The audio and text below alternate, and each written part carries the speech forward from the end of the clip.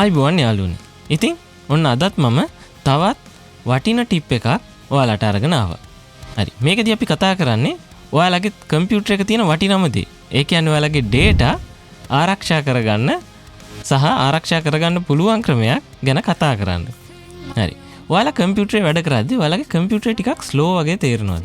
එහෙම නැත්නම් file copy කරද්දී ෆයිල් එක කොපි වෙන්න යන වෙලාව වැඩි වගේ තේරෙනවද?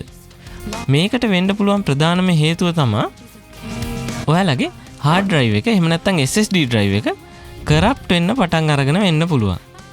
එතකොට කොහොමද අපි මේක කල් තියා දැනගන්නේ? ඒ කියන්නේ මේ hard drive එක corrupt වෙන්න පටන් අරන්ද? එහෙම නැත්නම් දැනටමත් corrupt වෙලාද? මට hard එකක් replace කරගන්න වෙයිද? මොකද මගේ data ටික copy කරගන්න කලින්ම ක්‍රමයක් තියෙන්න ඕන නිසා. එතකොට data ටික ආරක්ෂා කරගන්න පුළුවන්. මේක කරගන්න පොඩි tool එකක් තියෙනවා. අද මම කියලා දෙන්නම් මේ tool එක කොහොමද හොයාගන්නේ, කොහොමද download කරලා install කරගන්නේ සහ මේකෙන් ඊටාම ඉක්මනින් අපේ hard drive එක corrupt වෙන්න පටන් අරන්ද එහෙම නැත්නම් corrupt වෙලාද දැන්ටමත් කියලා බලාගන්න ඊටාම සරලවම කොහොමද කියලා. දැන් අපි යමු අපේ tutorial එකට.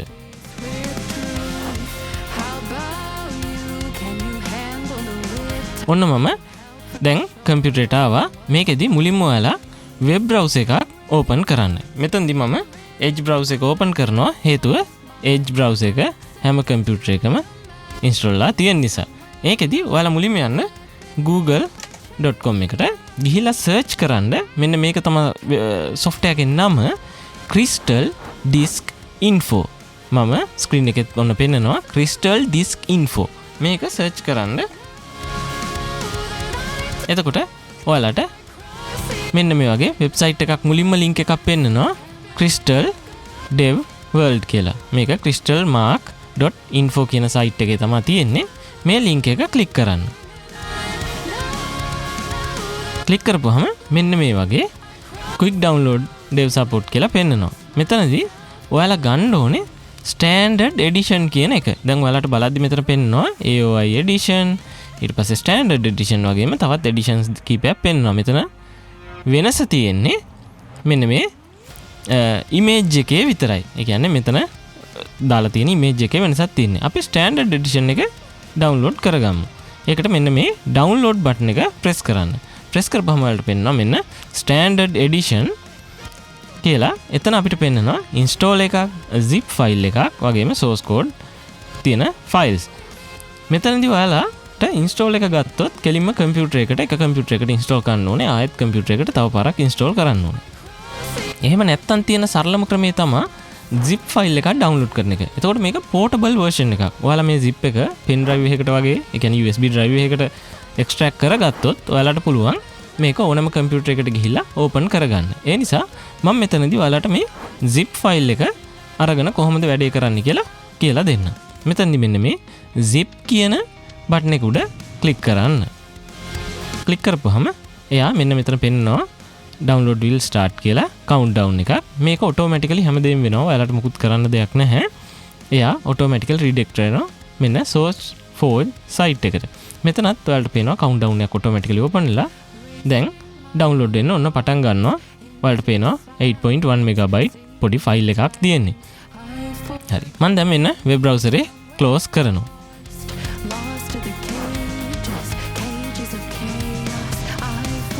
හරි. දැන් ඔයාලට පේනවා ඔන්න අපි desktop එකට ආපුවාම අපි download කරපු zip file එක මේ විදිහට පේන්න තියෙනවා. එතකොට අපිට ඊළඟට කරන්න තියෙන්නේ කොහොමද මේක open කරලා run කරගන්නේ කියලා බලන එක. හරි. දැන් මේ වැඩේ කරන්නේ මෙහෙමයි. මේක ඔයාලා WinRAR වගේ software එකක් තියෙනවා නම් හරි නැත්නම් ඔයාලගේ 7zip හරි මොන හරි software එකක් තියෙනවා නම් නැත්නම් normal Windows වල උනත් මේක ඔයාලට double click කරලා open කරන්න පුළුවන්. මම මෙතනදි කරන්නේ මේක right click කරලා WinRAR වල extract to කියලා මෙන්න මේක දෙනවා. එතකොට ඒ නමින් folder එකකටම extract වෙනවා. මේ වගේ ඔන්න මම extract කරා. දැන් ඔයාලට පේනවා මෙන්න folder එකක් හැදුනා මේ file ටිකත් එක්ක. මෙතන ඔයාලා මේක double click කරලා open කරන්න. මෙතනදී ඔයාලට දැන් පෙන්නනවා මෙන්න file තුනක් ප්‍රධාන වශයෙන්ම. මෙතන folders දෙකකුයි තව file එකකුත් පෙන්නනවා readme file එකක්. එතන ඔයාලට තව පෙන්නනවා මෙන්න මේ disk info කියලා 32 64 සහ A64 කියලා file තුනක්. මෙතනදී ඔයාලා ඕපන් කරන්න ඕනේ මෙන්න මේ disk info 64 කියන එක මගේ කම්පියුටරේ නම්. හරි. මොකද්ද මේ 64 කියලා කියන්නේ? 64 කියන්නේ ඔයාලගේ processor architecture එක. ඒ කියන්නේ ඔයාලා 64 bit machine එකක නම් ඉන්නේ. ඔයාලා 64 කියන එක ඕපන් කරන්න. ඔයාලා 32 bit computer එක නම් ඉන්නේ. ඔයාලා 32 කියන එක ඕපන් කරන්න. ඒ වගේම ඔයාලා ඉන්නේ අලුත් ARM laptop එකක වගේ නම්. ඒ කියන්නේ Snapdragon වගේ processor එකක් තියෙන laptop එකක නම් ඔයාලා අනිවාර්යයෙන්ම මෙන්න මේ disk info A64 කියන එක ඕපන් කරන්න. හරි. මෙතනදී මම ඉන්නේ 64 bit computer එකනේ. ඒ නිසා මම කරන්නේ මෙන්න මේ 64 කියන එක උඩ ඩබල් ක්ලික් කරනවා. කරපුවාම ඔයාලගෙන් මැසේජ් එකක් අහනවා මේ app එක ඕපන් කරන්නද කියලා. එතන yes කියන එක දෙන්න.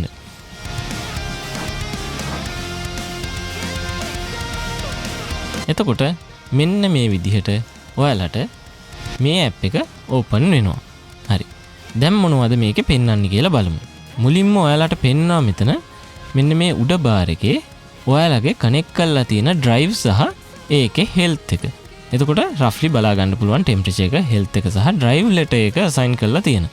එතකොට මම මෙතන මගේ මෙන්න C drive එක පෙන්වනවා. ඒක ඔයාලට බලා ගන්න පුළුවන් මෙතන නම, මෙන්න company නම සහ capacity එක.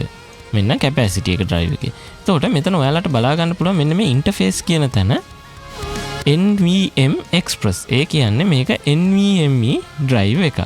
එතකොට මෙතන වටිනම දේ අපිට බලා ගන්න ඕන දේ තමයි මෙන්න මෙතන පෙන්වන්නේ. health status. මෙතන පෙන්නනවා good කියලා. ඒ කියන්නේ 73යි හොඳ මට්ටමේ තාම තියෙනවා. ඒ වගේම temperature එක තියෙනවා 141 Celsius 41ක් කියලා. temperature එක Celsius 41ක් කියලා පෙන්නනවා. එතකොට temperature එක Celsius අංශක 30ත් 50ත් අතර hard drive එක සාමාන්‍යයෙන් තියාගන්න එක හොඳයි. ඊට අඩුව තිබ්බා කියලා ගැටලුවක් නැහැ පොඩි ප්‍රමාණයක්.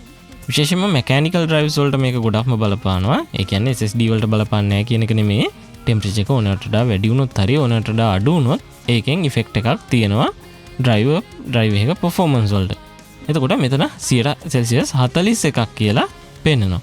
හරි මේ තියෙන්නේ ඊළඟ drive එක මගේ. ඒක බලා ගන්න පුළුවන් මෙන්න WD purple drive එකක්. මේක 4 terabyte drive එකක්. ඒ වගේම මේකත් good health එක තියෙනවා සහ temperature එක Celsius 36ක් කියලා පෙන්නනවා. මෙතන ඔයාලට බලා ගන්න පුළුවන් interface එක serial ATA ඒ කියන්නේ SATA connect කරපු drive එකක්. මෙතන තව දෙයක් පෙන්නනවා. මෙන්න මේ rotation rate කියන එක. මේ තමයි ඔයාලගේ mechanical drive එක rotate වෙන speed එක.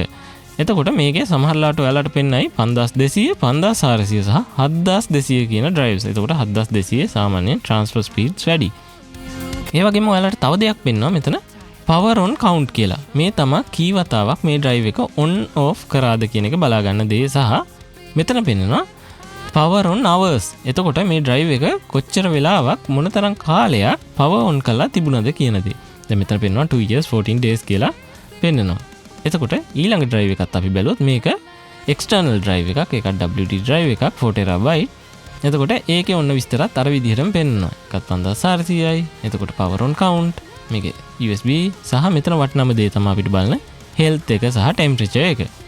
ඉතින් මේ software එකෙන් ඔයාලට ඉතාම පහසුවෙන්ම මේ වගේ hard drive එක check කරගන්න පුළුවන්. මෙතන ඔයාලට මොන හරි ප්‍රශ්නයක් තියෙනවා නම් මෙයා පෙන්නනවා කහ පාටින් caution කියලා හරි.